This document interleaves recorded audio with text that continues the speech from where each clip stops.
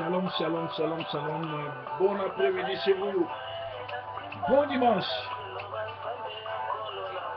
Avec et pouvez mettre en compte dans Nazaya Yesu. Jésus-Christ plein de vie. Atabi Tumbeleki Kobanga Te. Assurance éternelle est dans la combo na Yesu Christ. Toza baleki, mais pour l'instant, toza ba passager, toza na nase. Yesu aza malamu. Dimanche elamu na bandako na bino. Kobanga eloko moko te ata liboso na kufa po Yesu Kristo aza na yo. Yesu nde mokonzi, Yesu nde nzambe. Bozali bongo branché na Sentinelle TV pe na Sofki TV. Toza ya Yesu. Toza ya Yesu. Bameki kosimba yo bakosimba nzambe. Motindami asimbi elaka akufaka te. Kino bilaka na nzambe ekokisama kati na yo. Les fils de la promesse ne meurent jamais. Faut ya proverbe te elaka nzambe ekokisami te. Ata na poisson elaka ekufaka te. Nazaya Yesu. Nazaya Yesu. Nazaya Yesu. Nazaya Yesu. Nazaya Yesu. Nazaya Yesu. Nazaya Yesu. Nazaya Yesu. Merci Alain Moloto, héros Nabiso, P na Amnayo, ici Kozali, Nzamba Batelo, parce que vous êtes prophète et solo. Donc, tout ça dimanche, chaque dimanche, tu as na parole de vie, parole de révélation pour na Kolongisa Motomoko. Alors, remarquez la vitesse à laquelle le mal est en train de croître dans le monde. En tout cas, il faut sauver votre vie, c'est-à-dire votre âme. C'est aujourd'hui qu'il faut le faire ou jamais. Acceptons Jésus-Christ comme Seigneur et Sauveur dans notre vie. Apprenons la parole de Dieu à ceux qui veulent dans nos églises et à ceux qui veulent suivre Jésus, car l'heure est grave. Changez vos cœurs, croyez à la bonne nouvelle, celle de Jésus, car la grâce est gratuite. Quelle que soit votre origine, le temps est parti. Rattrapons le temps. Combat, un bon combat de la foi. Dans tout ce que nous sommes en train de faire. Jésus est mort à cause de sa prédication, à cause de la vérité, et les apôtres ont dit, nous allons suivre Jésus partout. Alors, ce qui mokili est beau pour la vérité, c'est alors que c'est comme ça que Jésus avait dit. Si le monde te rejette à cause de la parole de Dieu ou à cause de la vérité de Dieu, sache que tu es un sacrificateur, tu es un élu de Dieu. Comment okoki kolangwa Afrique, kolongwa Afrique, kolangwa oye awa, okomi na yo mwana mura, okomi no criminel, okomi na yo envoyé spécial ya un pasteur atindaka yo ofinga, atindaka yo oyiba, atindaka yo oboya mobali to boya mwasi amanipule vie na yo. Tu as na poto koluka kosalisa famille, un jour tozonga mboka, mais tu as na poto te kokoma ba fanatique ya batu, kozala aliéné na batu ba soi-disant balobi baza na parole, ba soi-disant balobi ba pasteur, mais et pourtant bazali ba ennemi de la croix. Alors, na dimanche à l'élo, nous avons la parole qui toko ou tout ce que nous voulons là sur les coupes. Les mystères des coupes. Ce qu'on a dit dans Apocalypse 17:1, balobi les coupes, c'est là en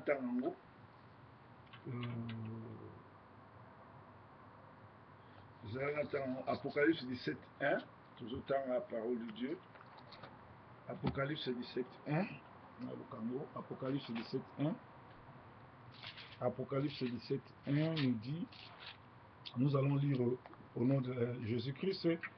Puis un des 7 anges qui tenait les 7 coupes vint et il m'adressa la parole en disant, viens, je te montrerai le jugement de la grande prostituée qui est assise sur les grandes eaux. C'est avec elle que les rois de la terre se sont livrés à la débauche, et c'est du vin de sa débauche que les habitants de la terre se sont enivrés.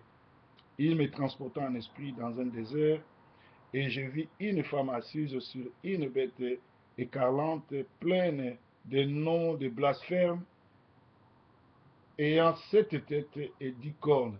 Cette femme était vêtue de pourpre et d'écarlate, et parée d'or, de pierres précieuses et de perles. Elle tenait dans sa main une coupe d'or remplie des abominations et des impurités et de sa prostitution.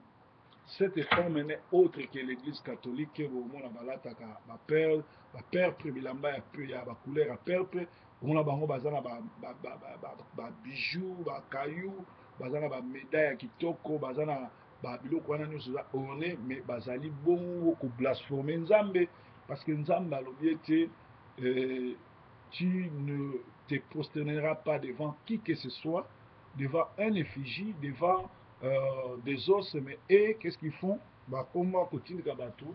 Basambela bikeko ya Marie, basambela bikeko ya mwana, bafukamela mikuwa ya bato bakufa. Donc ezali liloba na biso ya lelo, esengeli to remarquer que tout autour ya ba place tovandi na gauche na droite, tozomona mokili ezokende bien te, balobi bakonzi ya mboka oyo bazo se prostituer na ba esprit pe baza enivré, c'est-à-dire balangwe vino oyo ya solo te, mais vino ya ko blasphémer. Bien aimé, soki tofungoli dimanche prochain nzambe akopesaka makasi na remplir bacondition nyonso nolakisa bino basigne. Okomona basigne ebele na bilamba, basigne ebele na biloko ya kolia, basigne ebele ezolakisa deja ke tokoti deja na ntango ya suka.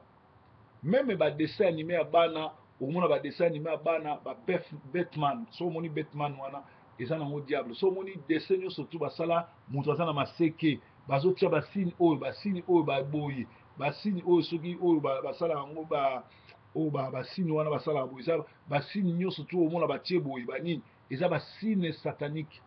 Na bilamba par exemple griffe ya moshino batiaka nini croix renversée, masanga mo bomelaka énergie, bakoma badémon. Donc nakoexplike bino biloko wana nyonso tu nazosala mateya moko le signe de la bête dans nos habits, na biloko ya kolia tu etu. Na Amérique Obama basi nyonso bayebi ke ye nde azali le chiffre de la bête, c'est-à-dire chiffre de la bête ezali antichrist, ezali pape oyo François.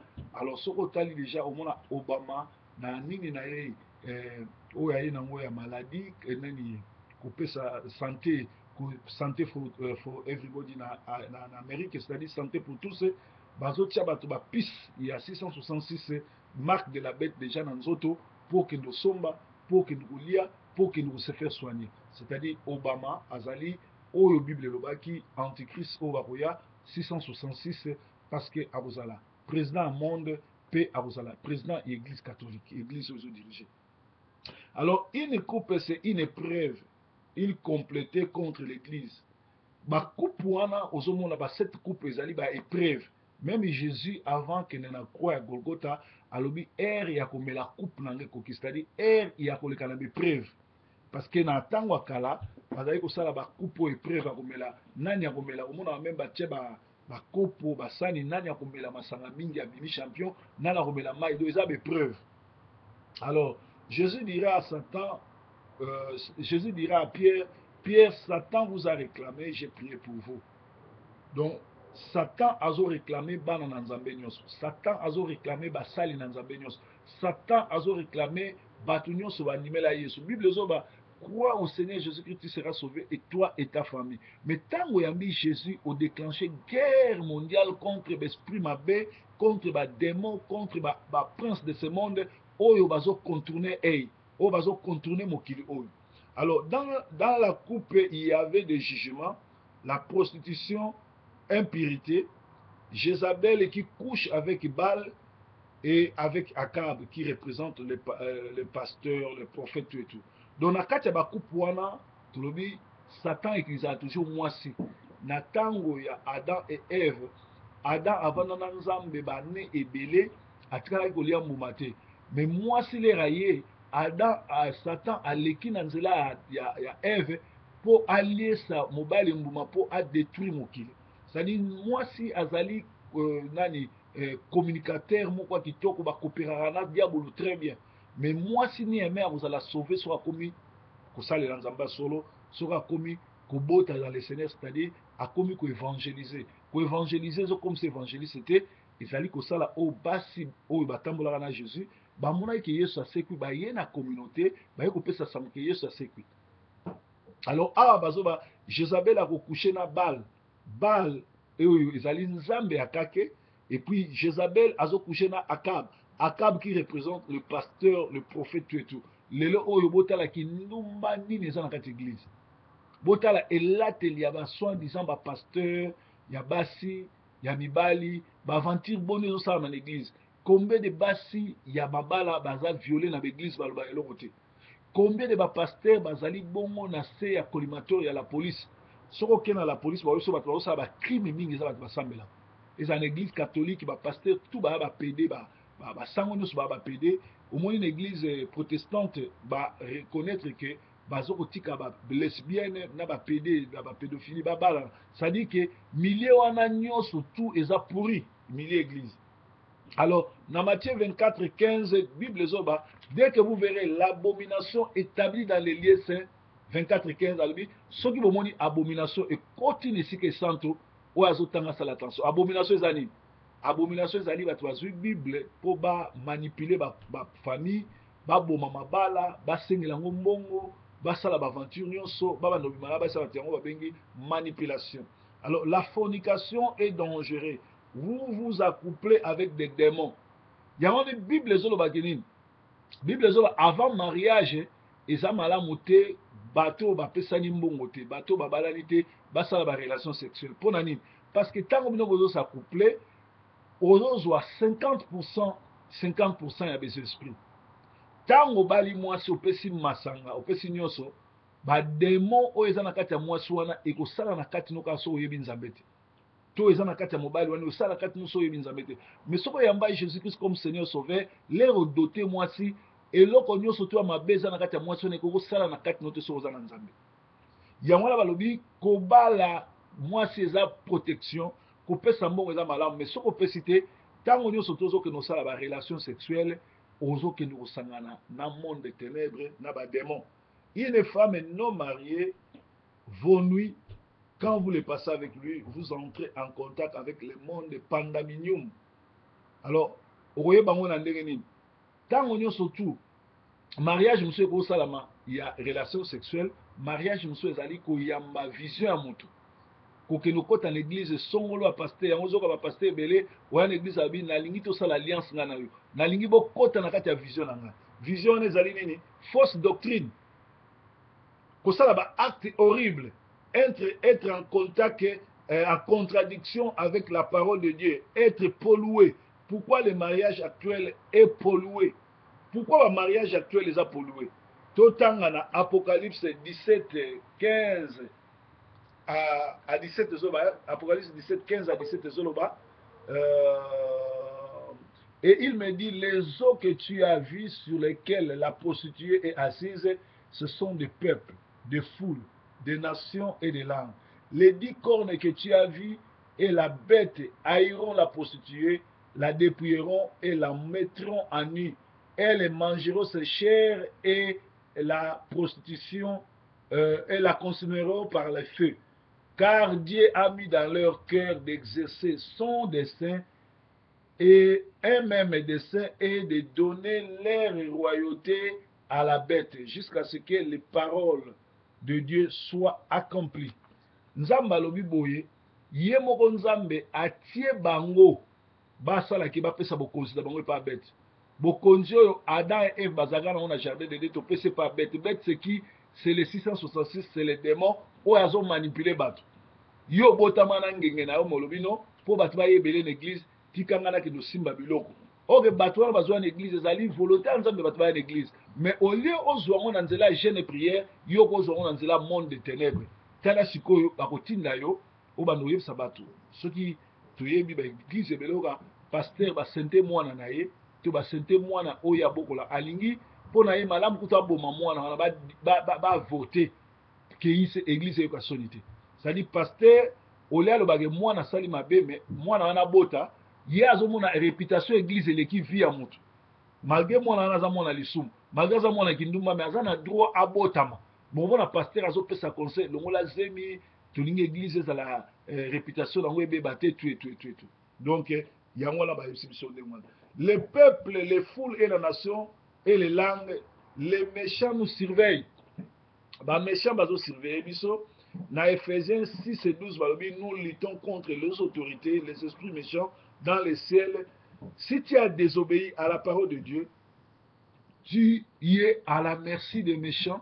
Oyo na Ephésiens 6 et 12, bazali ba méchants, bazali ba esprit mauvais, bazali ba démons, bazali ba puissance oyo ezo diriger, oyo ezo akokonza, oyo ezo akotelemela biso.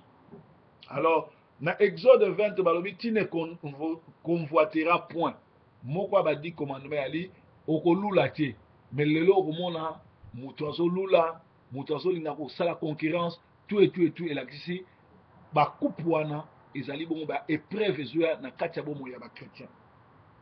Les femmes qui prêchent, les femmes qui chassent leurs maris, nyonso tu wana basi oyo bazoteya sango malamu, basi oyo bazobenga mibali na bango na ndaku, kobenga bango la police, konyokola bango, basi na ndaku bazalaka na tante balambaka te, mais bakoma beaucoup plus sur le vanda na ndako ya pasteur, kolala na ndako ya pasteur, kolamba elle passe beaucoup leur temps na bandako ya pasteur, na kolambelaka ba pasteur, na osombela ba pasteur ba cadeau, tout simplement po bakoma ko s'accoupler, yango wana ezotinda bango baboya mibali na bango, balinga ba pasteur po baza déjà envoûté. Alors balobi genre aussi basi oyo bazoteya, basi oyo banyokolaka mibali, basi oyo bazozwa autorité likolo ya mibali, basi oyo balingaka bapaster na bango mingi koleka mibali, baza déjà envoûté. Okoloba okendaka église, okoloba olalaka na église, mais oza déjà envoûté na lifelo, soko oluki délivrance te eza mawa mingi. Alors Ézéchiel 22 elobi abomination avec les femmes d'autrui. Kosala abomination na basi ya baninga. Lelo na communauté toza na bato baza ba champion abala te ou bien abala mais abotisaka basi ya mabala. Na ba communauté boye bati tout pe bayebi ke mwasi wana abala Jean mais mutu azobotise Claude. Eyebala nango. Na yeboko pe mobali ayebi ke non na bana tuna na bango 4 baza yanga, 3 baza ya Claude. Donc Claude abima champion ya kobotaka basi na communauté, bati tout bayebi. Ba pasteur pe muso mona za pasteur église mais abotaka basi ya ba diacre. Ba diacre pe bayebi. Église mo bayebi da yeba nango bilongi na bawe kokana na ba pasteur. Mais bati baloba lelo côté pour ça secret à pasteur na église. Dans Apocalypse 17, 1, les 7 couples, les châtiments, en acceptant une fausse doctrine, vous ouvrez la porte aux démons. Et les démons vont vous plonger dans tout ce qui est mal. Cela vous empêchera à suivre un bon pasteur. Et là, il y a ceux qui au fond de porte na on a fausse doctrine. Ceux qui au fond de porte na on a pasteur et antichrist. Na pasteur oyo azali démoniaque. Mabuto ina yo kokangama. Okoyoka ke proverbe ateyaka bien, alobaka bien, mais wano inayi. Parce que yo okomi déjà ennemi à vérité. Ça va vous empêcher de suivre un bon pasteur. Voilà pourquoi les gens possédés vont danser dans des églises que vous connaissez. Bato va posséder, bakoluka koyoka vraie parole te. Baza ba ennemi à proverbe. Bango batambusaka sango mabe ya ba pasteur a solo. Bakoyi kolinga te bayoko koko sambela na église au proverbe azokamba. Bakolembisa yo, bakopesa yo ba masolo nyonso ya lokuta oyo bakoya nango lokola solo ke proverbe mutasala po ya na église te. po bango moko baza ba ennemi ya vérité. Okomona bango tala elateli na bango. Omona azokende na église alobi aza protocole. Akoma kolata on dirait mwasi asalaka aservaka na bar. Alléluia. Alléluia. Alléluia. Voilà pourquoi les gens possédés n'aiment pas écouter les pasteurs qui ont la vérité, les pasteurs qui parlent de la part de Dieu. La vérité doit vous affranchir. Dans Jean 8, 32, la Bible dit, vous connaîtrez la vérité et la vérité vous affranchira. Mais comment vous êtes dans l'église, vous écoutez la parole, vous ne voulez pas la vérité. Alléluia. Na psaume 137, na premier balobi, sur les bords de fleuve de Babylone, nous étions assis et nous plairions, et nous souvenant de Sion. Au sol de la contrée, nous avions suspendu nos harpes. Là, nos vainqueurs nous demandaient des chants, et nos oppresseurs de la joie, chantez-nous quelques-uns des cantiques de Sion. Comment chanterons-nous les cantiques de l'Éternel sur une terre étrangère? Si je t'oublie, Jérusalem, que ma droite t'oublie, que ma langue s'attache à mon palais, si je me souviens de toi, si je ne fais de Jérusalem les principaux sujets de ma joie. Éternel, souviens-toi des enfants d'Israël, des dons, souviens-toi des enfants des dons, qui dans la journée de Jérusalem, disait, rasez, rasez jusqu'à sa frontière, jusqu'à ses fondements, fille de Babylone, la dévastée, errez, qui les rend l'appareil.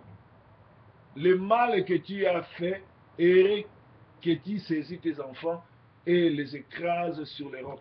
Alléluia. Comment oza na kati ya boumbu, même tchakou na boumbu abotaka te. Mais yo na boumbu, ozo ningo yemba banzemba ya Sion. Sion elakisi nzambe na bomoi mboka mabele santu mabele pamwama. Yo oza na boumbu, ozo loba nzambe na bibele, nzambe sanzolama, nzambe kosanzolama ndeni yo oza na bibele. Nzambe kosanzolama ndeni yo oza na lisumu, oza na vie ya masumu, oza na vie ya tubo nzambe.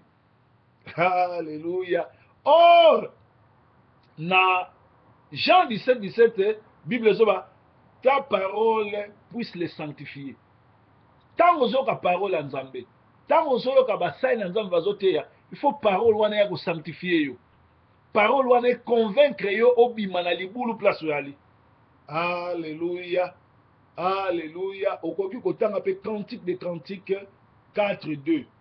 Na Ézéchiel 14, 3, balobi, les faux pasteurs, ils portent leurs idoles dans leur cœur. Ba faux pasteurs, ba portaka ba idole na bango na mitema na bango. C'est-à-dire, Bible lobi bokoye ba bango na misala na bango. Un pasteur idolâtre, abanotangelo ba kombo ba démon, ba kombo ya satana, abano bangisa yo, akoya ko yebiso makambo elekaka na lifelo, mais ya lola ko yebiso te. Atikala jamais kotangelo ba kombo ba ange. Akoya kote yo évangile terroriste oyo ezobangisa yo akoya kotalisa ndeni basatan baya makasi mais mosali na nzambe asolo oyo soki Dieu les a vaincus à cause de sa parole. Bitumba ezali, Satan zali, Satan abundisaka, Satan aza makasi, mais Jésus-Christ aza plus que vainqueur, aza le tout puissant. Satan aza le tout puissant te, moto aza le tout puissant eza Nzambe. Alléluia. Alléluia. Les démons en forme de bouc, les satyres, créatures qui vivent dans les forêts avec des appétits sexuels démesurants. Vous voyez que lelo oyo, nakati église esika ba petit sexuel démesurant komi. Mokambi tout ya chorale, landa e bien, nakati ya chorale akozanga 3 ta 4 te oyo abima na bango. Mokambi intercession landa e bien, okokuta ye azata na 4 5 bornes na ye. Mokambi ya groupe ya bato bapesaka mbongo tobenga bango ba partenaire landa e bien aza na 4 5 partenaires. Pasteur okuta ye aza na ba chorale na ba diaconese na ba chéri na ye. Donc appétit sexuel démesurant et wana. Le désir et le plaisir c'est l'amour des chiens. So moni bato baza na bolingo kosala ba relation sexuelle makasi ba komi na ki bolingo ya esprit ya moi. Voilà pourquoi les chiens sont venus lécher Jézabel à sa mort. Sceptre de la nuit, Lisette, mère de Succube. Yango moni tango Jezabel akufi, tango Jezabel akufi, tango Jezabel akufi, bambua baye kolembola ye. Po azalaki l'esprit ya ki démon. Azako coucher na cave, azo coucher na ba prophète da Tarté, azo coucher na ba prophète ya misusu wana. Nzambe monene. O akukai no azate. Nzambe monene. Donc biloko wana lelo ezosalama na l'église, lelo ezosalama na bandako oya bato balobi bakenda kosambela. Alléluia, alléluia. Il sacrifie plus les sacrifices aux démons. Bazosala ba sacrifice aux démons. Bazopesa bato biloko kolia o ba démoni balia. Bien aimé, tokomi na ngonga o ba cette coupe ezosala. Tokomi na ngonga oyo Satana azo régner. Tokomi na ngonga oyo Satana azako nyokola, Satana azako tambola, Satana azako sala mabe. Démon de Succube incube na Apocalypse 17 3 4 zolbanine. Totanga na Apocalypse 17 3 4 17 3 4 zoloba. Il me transporta en esprit dans un désert et j'ai vu une femme assise sur une bête écarlate, pleine de noms de blasphème, ayant 7 têtes et 10 couronnes. Cette femme était vêtue de pourpre et d'écarlate, et parée d'or. Donc, awa, bazolobela, betu oyo, bazolobela, ezali esprit ya Succube, esprit ya incube, ba démon oyo, esalaka, ba relation sexuelle na bal. Yango wana eza na kati église catholique, yango eza na Kimbanguiste, yango wana ezali na l'église ya binzabinzami. Elle tenait une coupe en or pendant bazosala ba acte sexuel. Elle était vêtue de pourpre, esprit de mort. Pourpre, esprit de mort, yango eza na église catholique, botala ba sango, le basala ba messe na bango esprit de mort. Ya ba messe de mort. C'est-à-dire bato nyonso tu oyo amibengi sango, amibengi père, amibengi nyonso bazali na esprit ya pédophilie, esprit ya ba démon incube, ya ba démon Succube, bango wana bazoko s'accouple na la bête. Bango wana baye na ba démon oyo bazo détruire monde. Tala lelo makambo ezosala na Amérique. Kende na TV lelo okomona dimanche koya na parler bino sur les 10 cornes na kolobela bino makambo wana nyonso tu. Bokomona les 10 cornes représentent quoi? Les 10 cornes wana eza nini? Pe bokomona makambo wana ndenge yali. Parce que na sali ba mateya wana nyonso tu pona ko expliquer bino makambo nini oyo koya tango makambo koya. Yango nozomona Bible zoba mon peuple périt par manque de connaissances. Donc bozo kufa parce que bozo linga bozwa ba information te, bozo linga pe koyeba te makambo ezotambo ezosala. Alors bana na Nzambe esengeli to keba to yeba makambo nini oyo ezali kosalama, makambo nini oyo ezoya. Ka mokili esi ebebi ba démoni bakoti na kati ya ba vie ya bato, bakoti na kati ya l'église, bazosala Jean 10 le diable, le voleur ne vient que pour détruire, dérober, tuer, égorger. Alléluia. Donc ba démon de Succube bazawana, bazana kati ya kosala makambo wana, bazana kati ya konyokola ba peuple, bazana kati ya kobebisa biloko wana, bazana kati ya kosala makambo ya mabe. Yango to wana posa bato kwa ba Néhémie, to wana posa bato kwa ba Moïse, to wana posa bato kola ba nani Samson, ba oyo, ba Eli, ba oyo ba ko libérer peuple. Na kote yaka parole à solo, na kote yaka vérité, na kote yaka makambo solo. Parce que to komi na ngonga oyo Bible zoloba kindoke komi na elamba na biloko kolia na ba piste na nzoto na nyonso wana esengeli biso bana na Nzambe basali na Nzambe toya kofungola bino makambo oyo po boyeba ndenge nini mokili zotambola, ndenge nini mokili zotambola, ndenge nini makambo wana zotambola et kozala malamu mingi. Bible zoloba l'obéissance vaut mieux que les sacrifices. Batu lelo ba boyi obéissance balingi sacrifice. Or Nzambe alingi obéissance que sacrifice. Alléluia. Nzambe alingi obéissance, Nzambe alingi sacrifice te. Mais batu lelo bazo sabino na église yaka ko pesa. Mais on pesa, oza ko pesa ba sacrifice, mais obéissance na parole ezate. Alléluia. Alléluia. C'est-à-dire que to komi na tam oyo diable azosala déjà na kati ya mboka na kati ya monde. Bible eza koloba ke kala mingi te mokili ezokende na suka pe diable azwi contrôle ya mokili abandi kose manifeste mpona mokili esuka. Me kala mingi te soki bino bocomprendre te, soki bino bolandi bamateya oyo biso tozoloba te, bocomprendre te role ya bacoupe oyo ezolobama na Apocalypse 17 ekozala mawa mingi na bomoi na bino, mawa mingi na bandako na bino, mawa mingi na etamboli na bino. Okokendaka eglise, okolalaka na eglise, okoyemba, okopesa mbongo na yo, okosala nyonso, me okoti komonaka nzambe te parce que oza déjà na kati ya lifelo. Lelo bato ebele bazokende na eglise, nzoka eza eglise te, mais ezali temple ya bademoni. Alléluia. Ezali déjà temple ya bademon, bosi bosanrole ezosenga bobima. Yango wana omoni système mondial satanique cherche à fomenter des gens immoraux, soumis, épérés, vivant dans l'hypocrisie, sans jugement et sans conscience personnelle, se basant sur des instincts primaires, ne pensant pas les conséquences de leurs actions. Babiso boyebi makambo basalaka kobatama bokopesa bango ata mbote te mpo baza bato mabe, baza bato na satana, baza bato na soloka, baza bato oyo bazotambola na kobanga nzambe te, baza bato oyo bazotambola na esprit mabe, baza bato oyo bazotambola na bizaleli mabe, baza bato oyo bazotambola na ndenge mabe. Nzambe amona moko na moko, nzambe azala mobateli na bino, nzambe apambola liloba oyo, nzambe apesa bino oyo nyonso tu boza nango posa. Nzambe monene.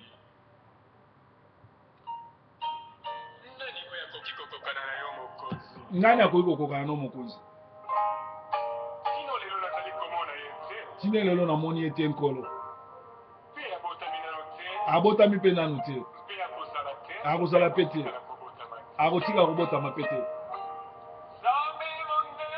Nzambe oza monene. Mateya oyo ezwa vi na bomo ya mon frère ya ma sœur. O Nzambe mosusu lokola yo aza te. Explication mosuke on apesi efongola peuple no miso.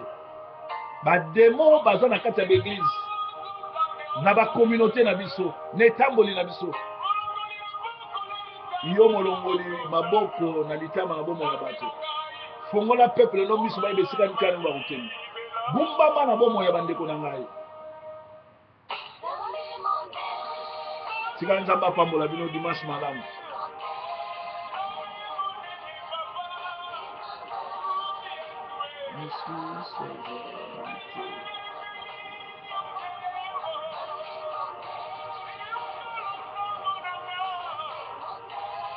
Nzambe alongola mana miso na miso ya moto azolela. Nzambe a visité mon frère, ma soeur. Longola loboko na litama. Yo mopango sepinzoli na miso. Nzambe monene lokola ya zate. Mosusu azate akozala wapi? Alléluia.